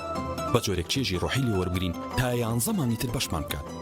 برنجی مەحموود ڕەمەزانتان لێ پیرۆزەکە. ئۆڤێرە بەهێزترین موبەریدەی پلاستیک، دیزاینێکی نێوتوانەیەکی بێوێنە لە پاڵنانی هەوا، فلتەرێکی ئەستۆری ئۆرجینەڵ، کەمترین دەنگی هەیە و دەگرمانە، ماتۆری ماگنێتی تۆربۆیە و 100 پلەی خێرایی هەیە و بە 2 ئەمپێر کارە بەکار دەکات. دەبڵ واتەر پەمپە، بۆری و پلاستیکەکەی ڕیسایکلین نییە و بەرگەی پەستانی زۆر و ساردی و گەرمی دەگرێت. شاشە و کۆنتڕۆڵی هەیە و دەتوانرێت لە ڕێگەی وایفایەوە کاری پێ بکرێت. ئۆبێرە شایەنی ماڵی تۆیە. کاشۆ بەرهەمێکی خانەدانە، تایبەت بە خوان و چێشتخانە. چێژ و جوانی زەیتی کاشۆ مایەی کۆکەرەوەی خێزانە. بۆ دوورکەوتنەوە لە زەخت و شەکرە کاشۆ دەوا و دەرمانە. هەمیشە مەڕوانە لە هەرزانی کە ئەزانی لەسەر سیحەتت گرانە. دەسا هەڵبژێرە زەیتی کاشۆ بەرەکەتی سفرە و خوانە.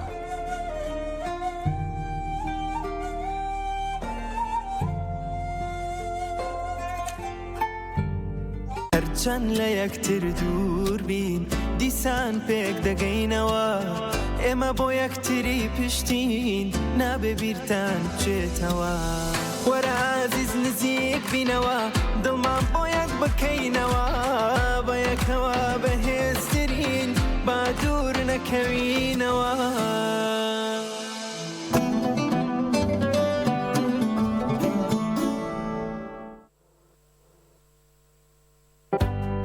گرفتی ئەوەت نەبێت جلەکانت پیس بوون و بۆنیان ناخۆش بێت کاتێک جلشۆری هایسنس بیورجێتت هەیە.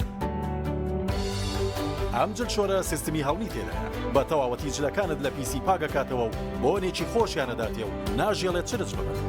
سیستمی ئینڤێرتەری تێدایە و ڕێگرێت لەوەی هەر گرفتێکی کارەبایت بۆ دروست ببێت. دیزاینێکی جوانی هەیە و کواڵیتێکەشی هێچگار بەرزە. لە یەکادا هەم جلەکانت بۆ شووە و هەم بە باشترین شێوە وشکیانەکاتەوە و ناژێڵێت جلەکانت چرچ و لۆچیان ڕوبەرێکی گەورەی هەیە و 10 کیلۆگرام پۆشاک لە خۆڵ. ئەمانە و چەندین تایبەتمەندی تر لەم جۆرە نوێی جلشۆری هایسنسدا بۆ تۆ ئامادەکراوە.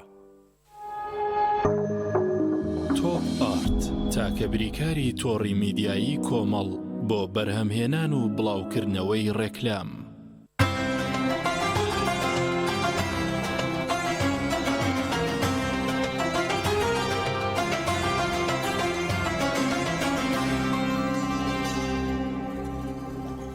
دووبارە سڵاوتان لێبێ ئایزان لەگەڵ هاوکارم کاک مەحموود بە میوانداری میوانەکانم مامۆستا ئازاد هەورایی مامۆستا عوسمان نووری لە خزمەتتان ئاوین لە ستۆدیۆ سی گەوهەر.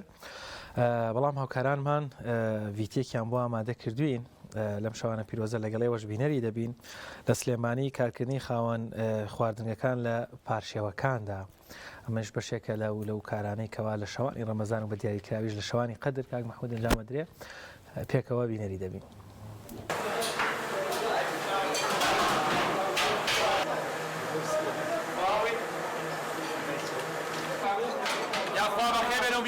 ئێمە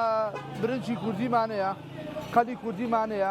قازی کوردیمانەیە، کەڵەشێری کوردیمانەیە، مریشی سوورمانەیە، گۆشتی حیوانمانەیە لەگەڵ مریشی زینوە. وەڵا بە بۆنەی ڕەمەزانی پیرۆزەوە کەشوهواکەشی خۆشە ئیتر شەوانی ڕەمەزان تایبەتە خەڵک حەزی لێ یەتە دەرەوە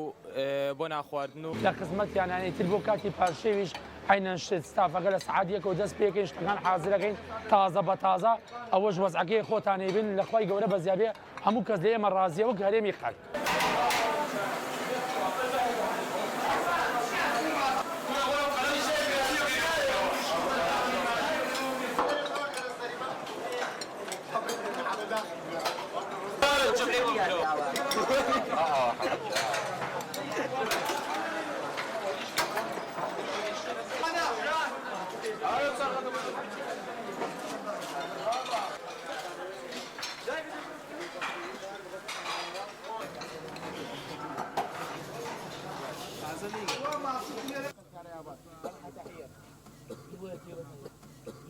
وەکو پیشەوەرێک لێرە کە کەسابەت دەکەین پێشتر تاوەکو دەوروبەری سای 1.2 ماینەوە لە خزمەتدابم تاکو دەوروبەری 1.2 ماینەوە بەستا بە بۆنەی ڕەمەزانەوە تا زیاترە مەینەوە تا دەوروبەری پارشە و چییە خۆی زیاترە مەینەوانێ و خەڵکیت لێرە پارشێوە کات.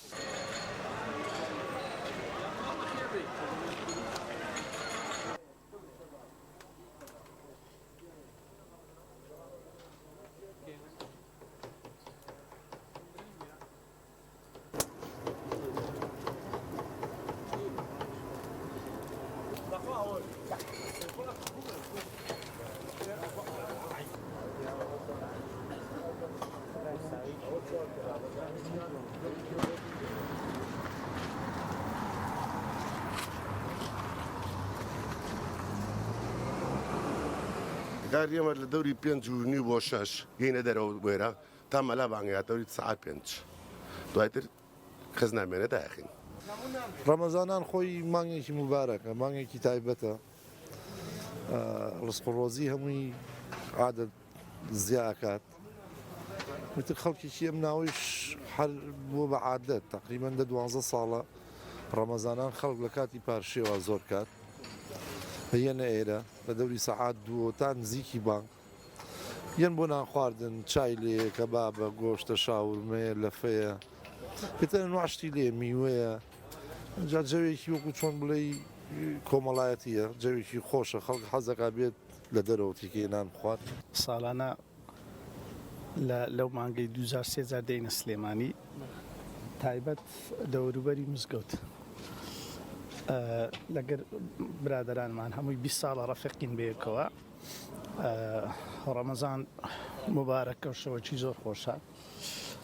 شەوەکانی جیاوازە لە شەوەکانی تر مانگەکانی تر بە تاکید ئەرە وەڵڵە شەوانی تر ئێمە سعات 9 دەخەوتوین ئێستاوە ناخەوین تا بەیانی ئەو نیعمەتە کۆڵە فەرق لێن هەیە جیاوازی هەیە لە نێوان مانگی ڕەمەزان و مانگەکانی تر لەبەر ئەوەی ئەم مانگە مانگی خێر و بەرەکەت و خۆشەویستی و پەیوەندیەکان بۆ خەڵک دەگەڕێتەوە ئەوە تا ئێمە هاتوین پارشێو بکەین لە مانگەکانی تردا ئەمە نییە پشت بەخواخێ ڕوو لە تەواوی جیهانی ئیسلامی ئەکات و ئاسایش ئەگەڕێتەوە و دۆخەکە ئاسایی ئەبێتەوە خواردنەکەش زۆر خۆشە و کەشەکەش خۆشە.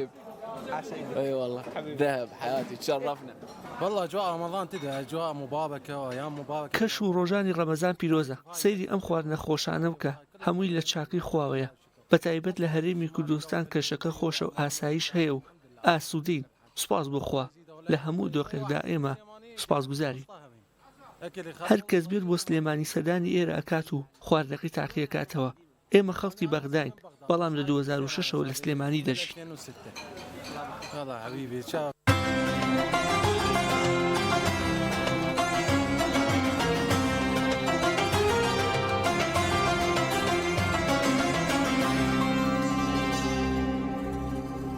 السلام عليكم ورحمة الله وبركاته دوباره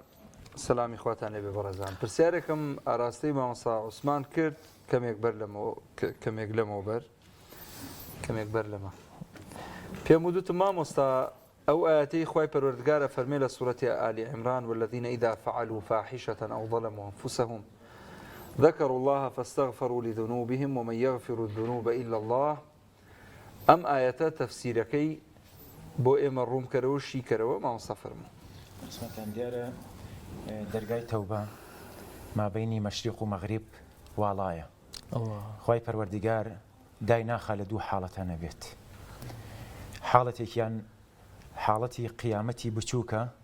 کە هەر یەکێک لە ئێمە وەفا دەکەین و ئەگەڕێنەوە بەلای خوا ئەمە دنیا ئاخربوونە و لێمان ئاخر ئەبێت بەشی دووهەمینیان ئەو ڕۆژەیەکەوە دنیا بە تەواوەتی ئاخر ئەبێ و کۆتایی پێدێت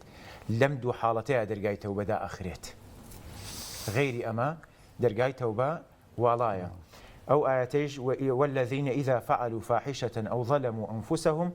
ذكروا الله فاستغفروا لذنوبهم ومن يغفر الذنوب إلا الله ولم يصروا على ما فعلوا وهم يعلمون خلقان كان روشون ناو جناه تاوانا بلام الله بخوا من توبم بوانية چونك لهج جناه تاوانك نقرأ ومتوا بلام أما نكا بقياس بو خوي ئەمە نەکا بە شتێکی ترسێنەر بۆ خۆی خی گەورە زۆر بەڕەحم و بەزەیە ئەو کەسانەی کەوە گوناه و تاوان ئەنجامەدەن یا زوڵم لە نەفسی خۆتانەکەن زیات لە حەدی خۆتان خەریکی ئالوودەبوونن بە گوناه و تاوانەکان بە هەموو شێوازەکانیەوە باش ذەکەر الله بیری خوا بکە بگەڕێرەوە بۆ لای خوا فاستغفروا لذنوبهم داوای لێ خۆشبوون بکە لە خوای پەروەردگار بۆ گوناه و تاوانەکەت ومن يغفر الذنوب إلا الله هیچ کەسێک لە گوناهەکان خۆش نابێ ئیلا خوا نەبێت کەواتە خوای پەروەردگار لە گوناه و تاوانەکان خۆشە بێ مسیر مەبە لەسەر گوناه و تاوانەکان بەردەوام مەبە لەسەری چونکە ئینسان 100 گوناه و یەک تەوبە بەڵام ئەگەر خوا نەخواسە موسیر بووی لەسەری ئەوە ئاگادار بە زەنگی مردن ئەڵێ مردن لە ڕەجی پەناگوێ نزیکترە کاتێک دێت بە گەنجی و پیری نییە تا گەنجێگە ڕوات هەزاران تا پیرێکمان ئەڕوا هەزاران گەنجمان ئەڕوات بۆیە کە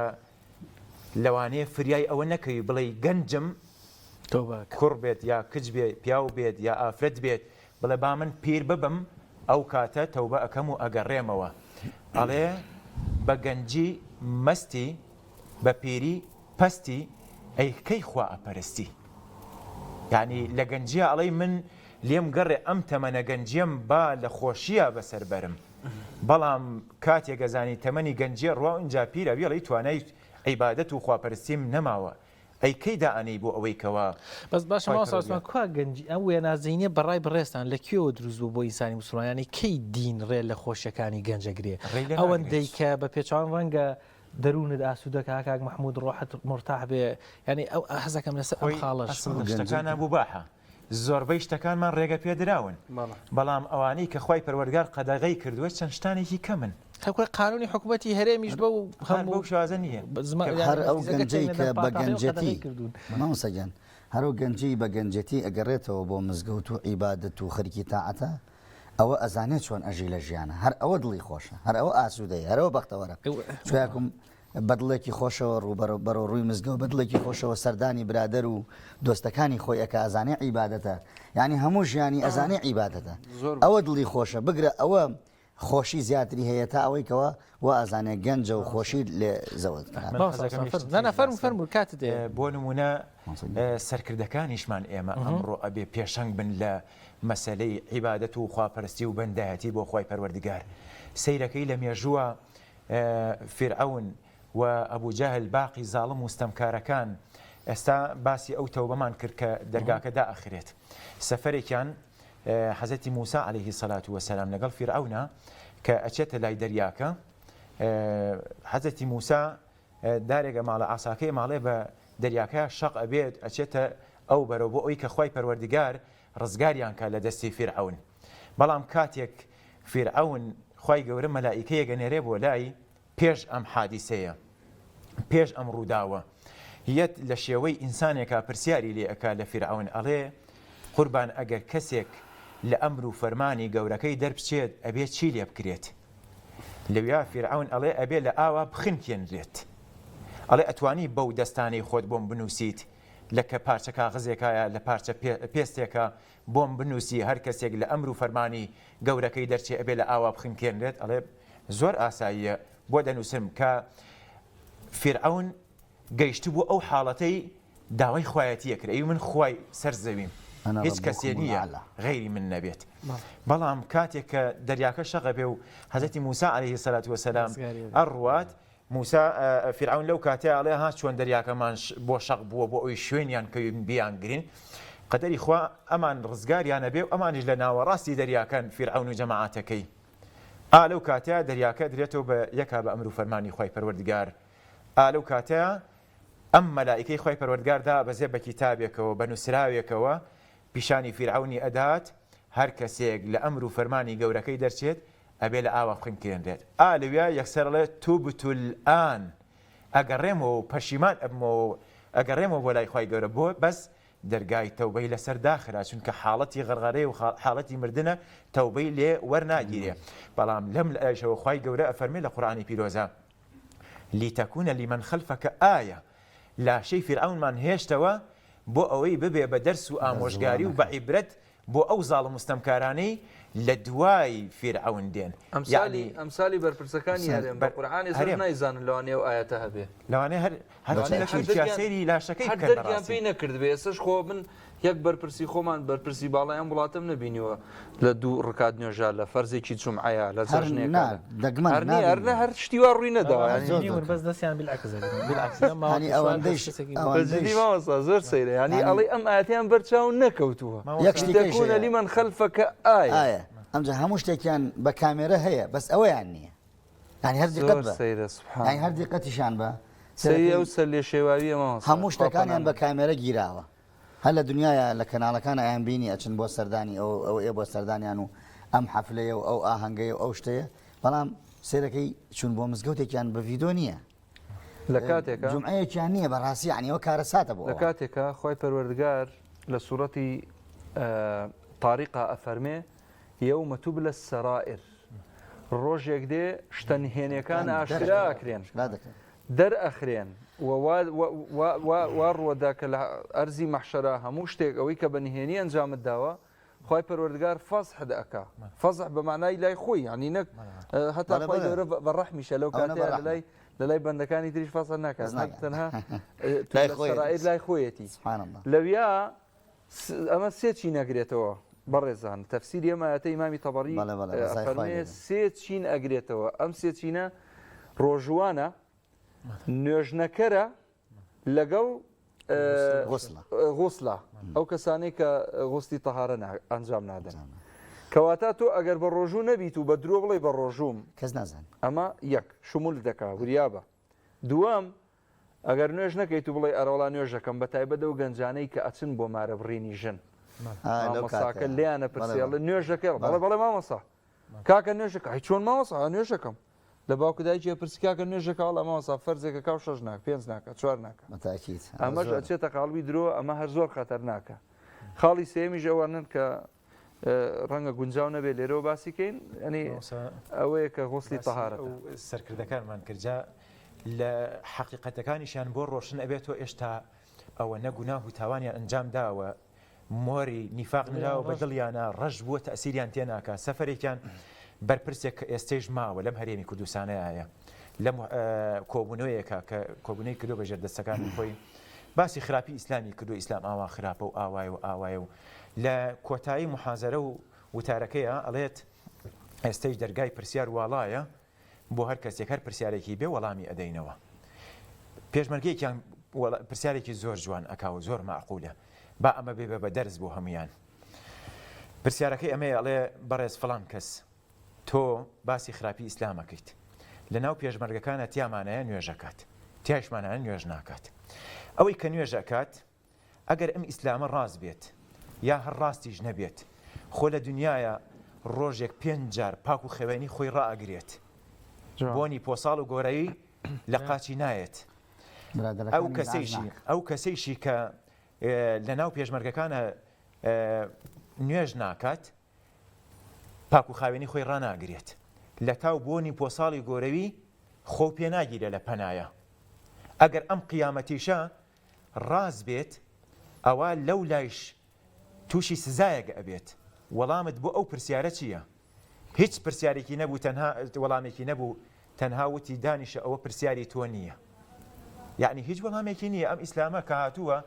بەڕاستی تاکە بەرنامەیە کە تا ئێستا هیچ بەرنامەیەکی تر نەتوانیە ڕۆڵی فرعونی جێڕا و بە شێوەیەک لە شێوەکان ڕۆڵی فرعونی جێڕا و پێشمەرگەکەش مێدوانەیە خۆی گەورە هیدایەتیان بە ئەگەرمای هیدایەتن پێشمەرگەکەش دەوری جوندەکەی بینیڵای کاک محمود ینی خۆشایدە نە ئەمێ بە عاتفەوە قسە بکەم شەوانی قەدرە نە بە هەل لە خۆشمانەوە قسە بکەین من کەمێک پسپۆڕەکە مێژووە چیرۆک و دەیان و سەدان و ئەگەر بڵێم هەزارانیش زیادم نەوتووە داستانی شا و پادشا و سوڵتان و خەڵکی ناودارمان بیستووە وەڵڵاهی ئەوانەی خواپەرست بوون تەوحیدی بوون خوا و بەندەکانی خۆیان لە خۆیان ڕازی کردووە ئێسش لە پەڕەکانی مێژوو ناویان بەرزە و مەزارەکان و گۆڕەکانیشیان ڕێز لێگیراوە هەر بەخوای ئەو ئیسلامە قەسەم ئەوانەی دژایەتی دین و خوا و عەبدەکانی خواشیان کردووە جۆرێک سەرشۆڕ بوون ئیتر ئەوە قسەی من نییە و بەڵگەی مێژوویەکانەوە تایەتی بە هەزاران نمونەمان هەیە کە چۆن زەلیل و ڕسوا بوون جا ئەم بەرپرسانەش کات ماوە دەرفەت ماوە خۆی گەورە هیدایەتیان ئەمە وەکو موسڵمانە بێت دوعای خێر بکەین بەس بەخوا خۆیان فریای خۆیان نەکەون ئێمە فریایان ناکەوین مێژووە کە تەمەشاکەی فرعون ئەبوو جەهل تا ئێستا یەک زەلام بە کافرەکانیشەوە نییە شانازیان پێوە بکات نییە بڵێ چاکە یا سیفاتێکی هەیە چاکە بەڵام سێهێریەکەی 1400 ئەوە پێغەمبەر 124000 پێغەمبەر هاتووە هەمویان جێگەی شانازین ئەم هەموو ئەو لاو پیاو چاکە هاتوون هەمویان جێگەی شانازین ناوەکانیان نەسراوەتەوە بەڵام ناوی ئەوان چۆتە زبڵدانی مێژووەوە دەی ئێشتا ماوە کات ماوە بۆ بیرێک لەوە ناکەنەوە کە خەمێکی خۆیان بخۆن و خەمێکی ئەم میلەتەش بخۆن ئەڵێ لە سانەوەی کورد مسلمانە لە سانەوە و نوێی مسلمانی و ئیماندارە ئەی خێرە بەرپرسەکان ئێوە نایەن لە چینی ئەمنەوە بن و ئەوەوە بن نایەنە ڕیزی ئەم خەڵکەوە با لەم مانگی ڕەمەزانە بە هەمومان بتوانین ئەم عیبادەت و خواپەرستی و بەندایەتی هەیە بە هەمومان جێبەجێکەین بە هەمومانەوە جوانین یعنی بۆ ئێمە تەنها بیر لەوەکەینەوە کە کۆمەڵێ خەڵک بچێ بۆ بەهەشت ئێمە بە خەم ئەوانی شۆبین حەزەکەین ئەوانی لەگەڵمانابن بۆ بەهەشت یعنی بەهەشت تاپۆ نییە لەسەر هیچ کەسێک لەسەر من و یا تۆ هەر کەسێکی تر دەرگای وڵایە بۆ هەر کەسێکی تر کە بیەوێت زۆر باشە مامۆستایان چەند خولەکێکی کەممان ماوە پێم خۆشە یەکی پامێکی کۆتاییتانەوەی و کاک مەحموود ئەگەر دڵمان نشکێنێ کۆتایی بەرنامەکە بە چەند دوعایەکی بەدەنگە خۆشەکەی هاوکارمامێ زۆر باشە مامۆستا ئازاد لەم شەوە پیرۆزەیە ئەگەر شتێک لە دڵتا مابێ و ئێمە نەمان پرسی بێ یان گرنگ بێ لەلات باسێکی بە کورتی وەڵاهی دوو خاڵ هەیە گەر دەرفەت هەبێ و دوو خاڵە باسەکرێ نەوەڵای ئەو دوو خاڵی ئینشاڵڵا تۆزێک زووتر تاوەکەین یەکەمیان ئاوادانکردنەوەی مزگەوتەکان و ئاوادانکردنەوە زیندووکردنەوەی ئەم شەوە پیرۆزە وەکو لە سەرەتاوە ئاماژەمان پێدا لە بەروی کاتەکەمان کەمانە زیاتر قسەمان هەبوو ئاوادانکردنەوەی مزگەوتەکان ئاوادانکردنەوەی ماڵەکان بە زیکر و عیبادەت و ئەم شەوە پیرۆزە لە دەست خۆمان دەر نەکەین چونکە یاکم بەڕاستی ئەم کاتە لە دەستمان دەرچوو ناگەڕێتەوە ئەو عیبادەتە گەورەی کە باسمان کرد وتمان ئەگەر هاتوو 1 سەعات بەرامبەر 9 ساڵە 1 سەعات لە دەست بڕوا لەم شەوە پیرۆزا و بەر تۆ نەکەوێت 9 دانە ساڵە لە دەست دەرچووە جا بەڕاستی ئەگەر سەعاتێ قورئان بخوێنی سەعاتێ دوعا بکەی سەعاتێ زیکر و عیبادەت بکەی سەعاتێک نوێژ بکەی ئەزانی چەند کردەوەی باشت دەستکەوتووە ئەو هەموو سەعاتە 4 نۆساڵی ئەکابۆتۆ ئەگەر خی گەورە بیکا بە قسمەتی من و تۆی مسلمان و خاڵی کۆتاییم لە خزمەتانە باز بکەم باسی دوعاە لە بەروی کەینەکەمان کەمە کاتەکەمان کەمە الدعاء هو العبادة دعاء عبادته بەڕاستی دوعا بۆ خۆتەکەی بۆ مسلمانیەکەی بۆ خەڵکیەکەی ئودعونی ئەستەجیب لەکم خوا ئەفەرمێ ئێوە دوعا بکەن و داوام لێ بکەن جوابدانەوەی لایەن خۆی پەروەردگارەوەی وإذا سألك عبادي عني فإني قريب أجيب دعوة الداعي إذا دعان يعني أما آياتي خواهي پروردگارة كبانگ لإيما أكا كبيمان أفرمين خواهي پروردگار دعواب كان دعاب كان من جوابتانا دموا براسي لسيكي شوا كمعلومي جنابتانا وفرمودكي صحيحة خواهي قوليئة أسماني دنياوا أي بندكانم چيتان بيويسا أي بندكانم احتياجيتان بچي هي بيويسياتكانم بيبلن دوعا بکەن با من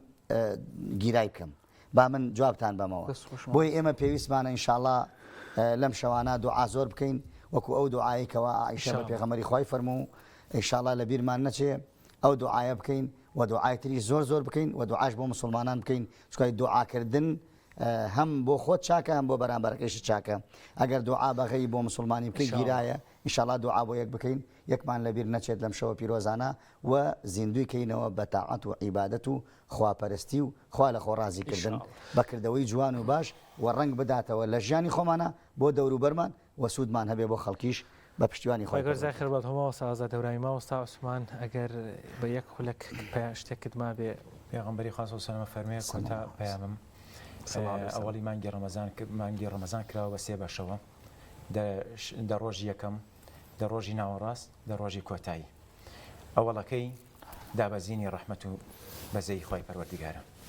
ناوەڕاستەکەی مەغفیرەت و لێخۆشبوونی خۆی پەروەردگارە ئێستا ئێمە واین لە کۆتاییەکەیە کە العیتق من النار اللهم آمین خۆپاراستنە لە ئاگر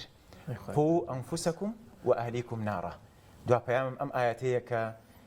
با ئێمە خۆمان بپارێزین لە ئاگر ئاهلەکەیشمان بپارێزین با خەڵکو خاکەکەیشمان بپارێزین بۆ ئەوەی کەوا ئینشاءالله هەموو لایەکمان ئەم چەند ڕۆژەمان ماوە ئەم چەند شەوەمان ماوە بتوانین لێخۆشبوونی خۆی پەروەردگار مسۆگەرکەین و خۆمان بپارێزین لەو عەزاب و ناڕەحەتیانەی خۆی پەروەردگار دایناوە بۆ ئینسانی گوناهبار و تاوانبار یاخوا دەستان خۆش بێ بەڵێ بینەرانی عەزیز زۆر سپاس بۆ بەڕێزان مامۆستا ئازادێ هەورامی و مامۆستا عوسمان نووری زانایان ینی لەگەڵمان بوون بە دەنگە خۆشەکەی هاوکارم کە زۆر خۆشحاڵم جارێکی تر لەگەڵ کاک مەحموود کەرکووکی لەسەر شاشەکەەوە بووین سەلامتان سپاسان گەورە تەمەنیان سلام تو ماوەسا ئازادیان سپاسانەکەین بە دوعا خۆشەکانی ئینشاءڵڵا دەنگ خۆشەکەی کاک مەحموود ئێمەش کۆتایی بە بەرنامەکەمان ێنین و لەگەڵ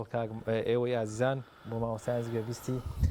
کاک مەحموود دەبین کاک مەحموود گیان فەرموو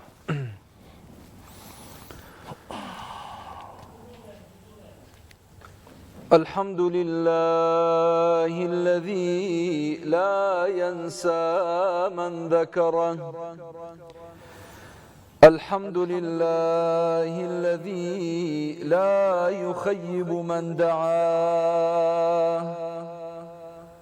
الحمد لله الذي لا يكل من توكل عليه إلى غيره الحمد لله الذي هو ثقتنا في كل حين وحين تنقطع عنا الحيل الحمد لله الذي هو رجاؤنا حين تسوء ظنوننا بأعمالنا الحمد لله الذي يكشف ضرنا وكربنا الحمد لله الذي يجزي بالإحسان إحسانا الحمد لله الذي يجزي بالتقصير عفوا الحمد لله الذي يجزي بالصبر نجاة اللهم إنا عبيدك اللهم إنا عبيدك ناصيتنا في يدك ماض فينا حكمك عدل فينا قضاؤك نسألك بكل اسم هو لك سميت به نفسك أو أنزلته في كتابك أو علمته أحدا من خلقك أو استأثرت به في علم الغيب عندك أن تجعل القرآن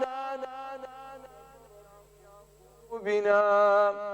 وشفاء صدورنا وذهاب همومنا وأحزاننا زين به لساننا وجمل به وجوهنا وقو به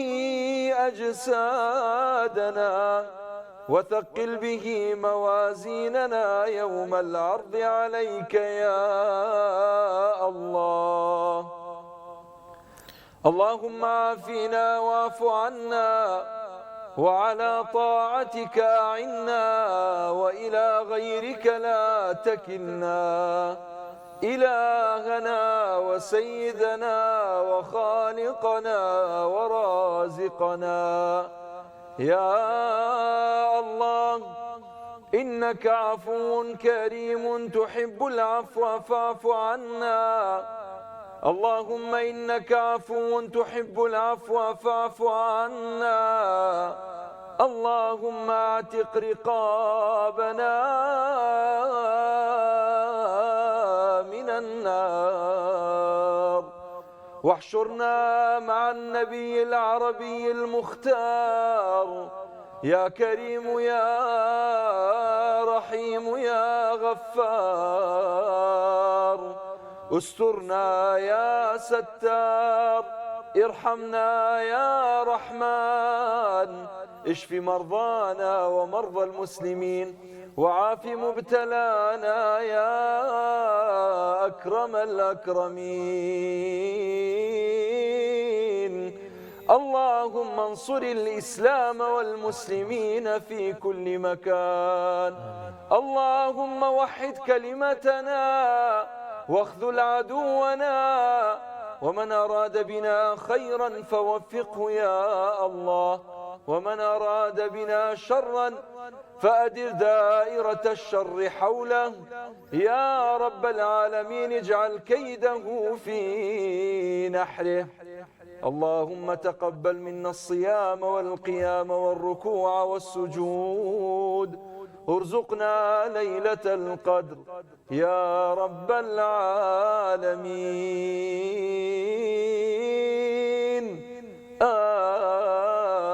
آمين. وصلى الله على محمد وآله الطيبين الطاهرين.